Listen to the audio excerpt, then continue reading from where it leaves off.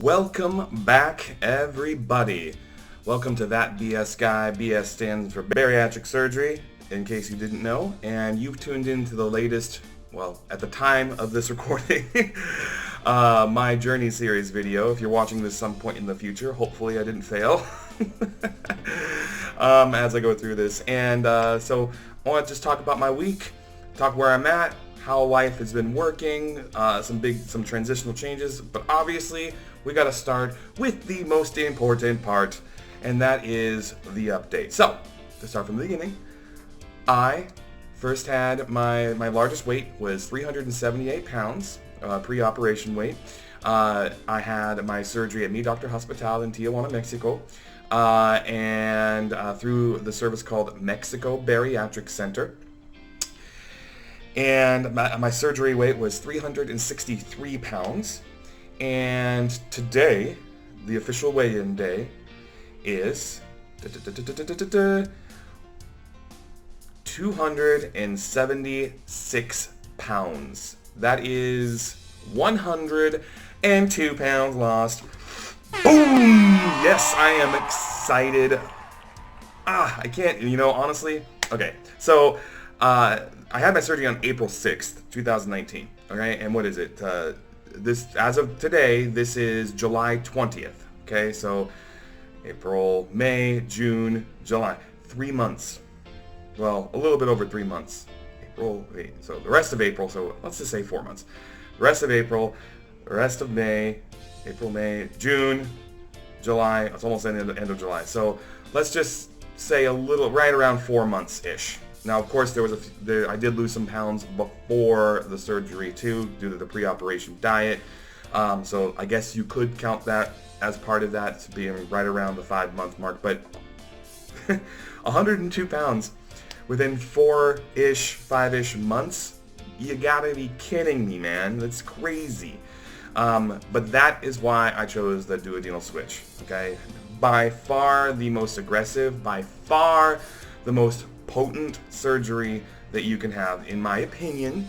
All right, because it combines the gastric sleeve and it the malabsorptive change in your intestines. So lots and lots of good things to go with it, but you got to be careful. And I want to talk a little bit about this. So I didn't respond to this comment because I wanted to kind of look it up a little bit, but someone on a previous video said that they joined a group on Facebook, and people were complaining that they were as soon as they would eat something, they would pretty much near poop themselves, literally, because of how fast things go through your system. And let me be very clear, I've never had that situation happen to me. I have had situations where I felt I had to go really quickly after a meal, but usually if I will myself to kind of just, I guess you could say clamp down and not let it happen, that feeling goes away after a couple minutes, and then you kind of feel normal again. But I will also say this, I manage my meals a little bit better because I'm a traveler, because I travel for work. I want to be very careful when I eat and have my accessibility to bathrooms, because I'm on a plane sometimes, and I don't know if anybody's ever used a plane bathroom. I may be smaller now, but I ain't small. Those plane bathrooms are dinky tiny. So with that being said, the key here is that when you eat, all right, do not drink while you eat. Holy crap! I'm telling you that I have a strong suspicion, extremely strong suspicion, that people are breaking the most sacred rule when it comes down to this surgery, is not drinking 30 minutes prior to a meal, during the meal, and at least 15 to 20 minutes after the meal. You have to be completely dry during that time, okay? When you drink liquids through it, and this happens sometimes even when I drink after the meal. As soon as you start drinking those liquids, it pushes things through you, okay? And yeah, when things start to go, they start to go. But if they're in your stomach, and it's just sitting there, just be mindful that you got to control yourself. You got to control your rhythm, the rhythm of eating, okay? So for those people who've pooped themselves, I ask you, leave a comment down below if that's one of you, or if you've had that issue. Were you drinking during your meal? Was that really, did that did that happen when you were drinking during the meal? I really want to know, because honestly, yeah, there's been times where I was like, oh, I gotta go, but it's never been an uncontrollable time. Now, for those of you who are wondering why I'm talking about this, the duodenal switch, for those of you who haven't watched my previous videos talking about the duodenal switch, so I had the traditional one, which is the duodenal switch with biliopancreatic diversion, so the BPDS is what it's called. And nutshell version is you have roughly 20 feet of small intestines where you absorb everything in your stomach. Well, in the duodenal switch, you really only have anywhere between 3 to 4 feet. So roughly 20% of the calories, or 25% of the calories, in somewhere in that realm, you absorb after you eat. Okay, the rest of it just kind of goes away, because it's not having the tract to really absorb everything, which is why you have to take the supplemental vitamins and things like that, which is by far the easiest thing you could possibly do, in my opinion. But what I will tell you is that if because of that shorter span, things will hit you quick. Things will hit you quick and hard. There also is a different kind of, I guess you could say, aromatic presence of your bathroom sessions, just because things are mixed towards the end and not mixed at the beginning, as far as your pancreatic fluids and your stomach juices and what have you. So things tend to be a little bit more potent. So make sure you have some like poopery or some Febreze or something in there that kind of help if you live with other people. It's the small things make a big difference when you're living with other people. I don't live with anybody right now, so I could care less, but I still have Febreze in there for guests and things like that. So point is that there's this surgery is so aggressive. Okay, so with the good comes the bad, right? So the good, at least on my end, 102 pounds before I even hit the 6-month mark. Crazy, absolutely crazy. Now I do have I want to say that I would like to get down to at least sub 215. That puts me somewhere near my BMI. That would be ideal for me. I'm like 6'1" in that height range. I'm a little bit broad shoulder, so I'm expecting to still be a little heavier as far as like the BMI range is concerned. But I would like to be somewhere near there. Also to kind of have my face come back and have that nice healthy look. It's not about being hot, it's just about being healthy at this point.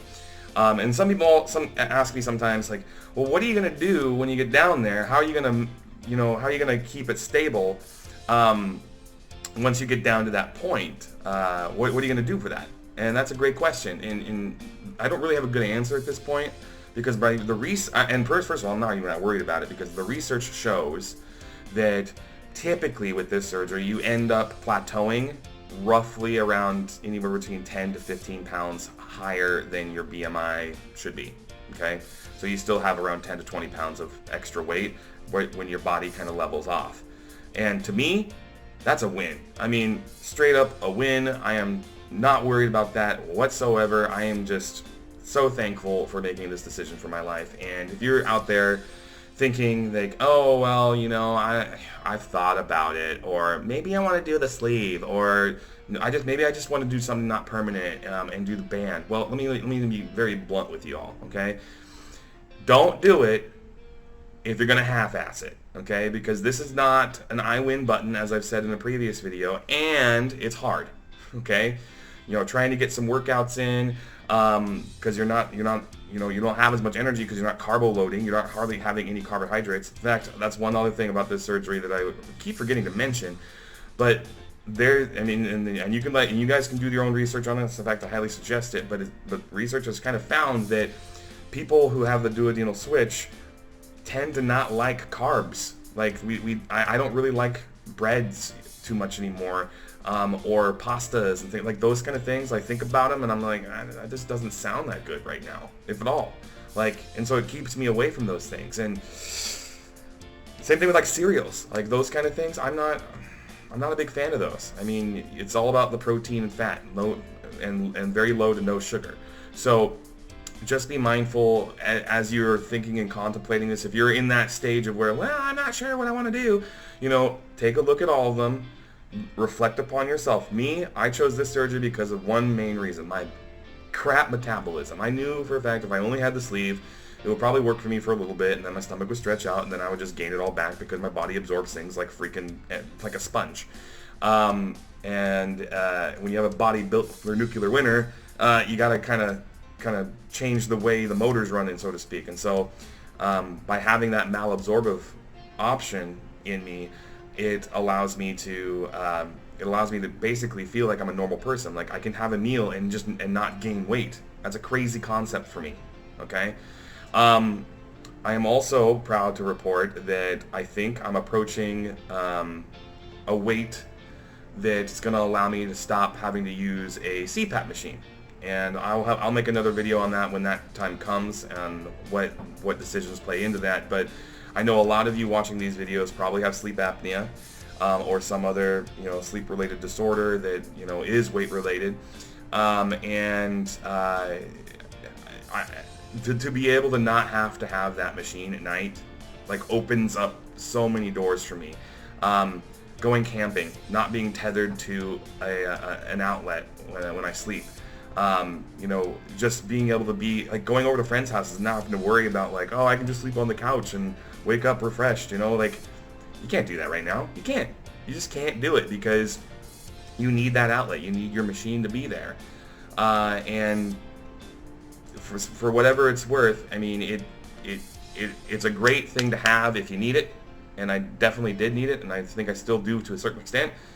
But when I don't need it, it's going to be even better. My life is going to be, I'm just so excited. I really, really am. And I hope you guys can see how excited I am. 102 pounds, almost not needing a CPAP anymore. I am down to wearing size XL shirts now.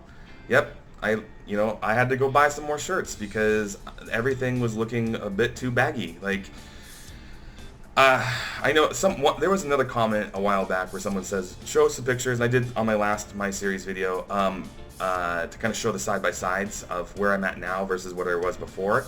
But apparently you guys can't really tell too much in my face just from these frontal videos. But there's a difference. There's a tremendous difference. In fact, almost every week, one of my friends who hasn't seen me for a couple weeks will see me, and then they'll be like, holy crap, like, you've even lost, you look so different even from the last time I saw you. It's like my friend last night tried to meet up with me at the bar, and he walked in and went upstairs, and he's like, are you even here? Like, I'm like, I'm sitting at the bar waiting.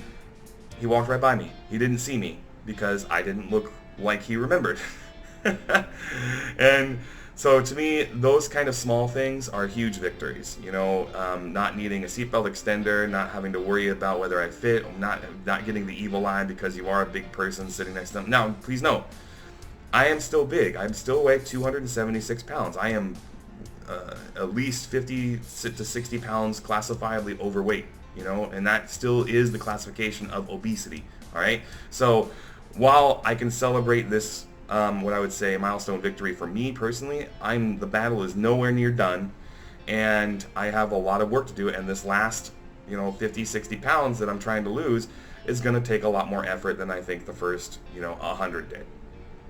With that being said, I'm highly optimistic, and I believe I can do it, and thank you so much for those of you who've been following my journey and supporting me and saying nice things, and it really means a lot. We're now up to, I think, 76 subscribers. We are only 24 people away from 100. Wow. I mean, that's absolutely incredible. I am so thankful for that. I know it doesn't seem like much, like 100 subscribers doesn't really sound like much to everybody, but for me, just doing these little educational videos, I mean, these are not political commentary videos. These are not, Vine or meme review videos. I mean, like unboxing videos. That's beside the point. These are just strictly to help you kind of see what I'm going through. And as far as other YouTubers, I know I've watched a couple other people's videos throughout my research and what have you, and not a lot of them do consistent updates, and I really want to make sure that I'm giving you a reality of what's happening with me.